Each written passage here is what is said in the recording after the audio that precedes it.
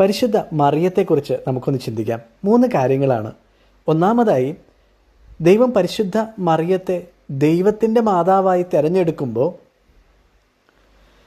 മാലാഖ വഴി മറിയത്തോട് സംസാരിക്കുന്നു. പരിശുദ്ധാത്മാവിനാൽ നീ ഗർഭിണിയാകും, നിന്നിൽ നിന്നൊരു രക്ഷകൻ ജനിക്കും. എന്തിനാണ് മറിയത്തെ തിരഞ്ഞെടുക്കുന്നത് എന്ന് വളരെ വ്യക്തമായിട്ട് മാലാഖ വഴി, ഗബ്രിയേൽ മാലാഖ വഴി ദൈവം മറിയത്തോട് സംസാരിക്കുന്നു. ഒരു വ്യക്തിയെ ദൈവം തിരഞ്ഞെടുക്കുമ്പോൾ ദൈവത്തിൻ്റെ തിരഞ്ഞെടുപ്പിനെക്കുറിച്ച് ആ വ്യക്തിക്ക് ഒരു ബോധ്യം ദൈവം നൽകുന്നുണ്ട്. അവിടെയും ദൈവം മാനിക്കുന്ന മനുഷ്യൻ്റെ സ്വാതന്ത്ര്യമുണ്ട്. യെസ് എന്നോ നോ എന്നോ, അതേ എന്നോ എനിക്ക് പറ്റത്തില്ല എന്നോ പറയാനുള്ള ഒരു സ്വാതന്ത്ര്യം ജീവിതത്തിൽ എപ്പോഴും ഓർത്തോണം. നമ്മുടെ എല്ലാം ജീവിതത്തിൽ എപ്പോഴും ഈ 2 ഓപ്ഷൻസ് ഉണ്ട്. ശരി അല്ലെങ്കിൽ അതെ, അല്ലെങ്കിൽ നോ, അല്ലെങ്കിൽ അല്ല എന്ന് പറയാനുള്ള ഈ 2 ഓപ്ഷൻസ് നമ്മുടെ ജീവിതത്തിൽ എപ്പോഴും ഉണ്ട്. നന്മ ചെയ്യാനും തിന്മ ചെയ്യാനുള്ള 2 ഓപ്ഷൻസ് നമ്മുടെ മുമ്പിൽ എപ്പോഴും ഉണ്ടെന്ന് മറക്കാതിരിക്കുക. രണ്ടാമത്തെ കാര്യം, ഇതാ ഞാൻ കർത്താവിൻ്റെ ദാസി എന്ന് പറഞ്ഞാണ് പരിശുദ്ധ അമ്മ കർത്താവിന് തന്നെ സമർപ്പിച്ച് കർത്താവിനോട് യെസ് പറയുന്നത്. പരിശുദ്ധ അമ്മ ഇതാ ഞാൻ കർത്താവിൻ്റെ ദാസി എന്ന് പറഞ്ഞ് കർത്താവിന് സ്വയം വിട്ടുകൊടുക്കുമ്പോൾ, കർത്താവിന് സ്വയം സമർപ്പിക്കുമ്പോൾ, കർത്താവിൻ്റെ ദാസിയായി അവൾ തന്നെ വിട്ടുകൊടുക്കുമ്പോൾ അവൾ മനുഷ്യരുടെയും ദാസിയായി മാറുന്നുണ്ട്. ഈ സംഭവത്തിന് ശേഷം മറിയം ഓടുന്നത് എങ്ങോട്ടാണ്? എലിസബത്തിൻ്റെ അടുക്കലേക്കാണ്, അവളെ ശുശ്രൂഷിക്കാൻ വേണ്ടി.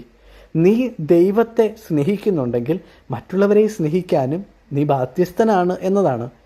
ശുശ്രൂഷിക്കാനാണ് മനുഷ്യപുത്രൻ വന്നിരിക്കുന്നത് എന്ന് പറയുന്ന അതേ വചനം നമ്മുടെ ഉള്ളിലും ഉണ്ടാവണം. ദൈവത്തെ നമ്മൾ എങ്ങനെയാണോ ശുശ്രൂഷിക്കുന്നത് അതുപോലെ മറ്റുള്ളവരെ ശുശ്രൂഷിക്കാൻ നമുക്ക് പറ്റണം.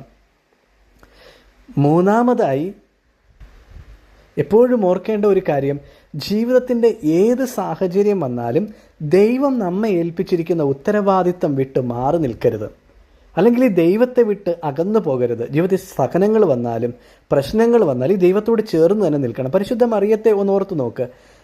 സഹനത്തിൻ്റെ ഒരുപാട് വേളകൾ പരിശുദ്ധ അമ്മയുടെ ജീവിതത്തിലുണ്ട്. കുരിശിൻ്റെ വഴിയുണ്ട്, കുരിശിൻ്റെ ചുവട്ടിൽ നിൽക്കുന്ന അനുഭവങ്ങളുണ്ട്. എന്നിട്ടും ദൈവത്തെ വിട്ട് അവൾ ഒരു നിമിഷം പോലും മാറി നിന്നിട്ടില്ല.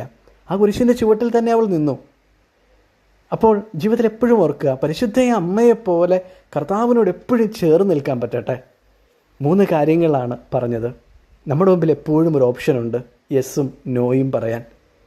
രണ്ടാമതായി പറഞ്ഞു, നീ ദൈവത്തെ ശുശ്രൂഷിക്കാൻ ആഗ്രഹിക്കുന്നുണ്ടെങ്കിൽ അതുപോലെ മനുഷ്യരെയും നീ ശുശ്രൂഷിക്കണം. മൂന്നാമതായി പറഞ്ഞത്, ഒരിക്കലും മറക്കരുത്, ജീവിതത്തിലെ ഏത് സാഹചര്യങ്ങളിലും ദൈവത്തെ വിട്ടകന്ന് മാറി നിൽക്കരുത്. തലവണങ്ങി ആശീർവാദം സ്വീകരിക്കാം.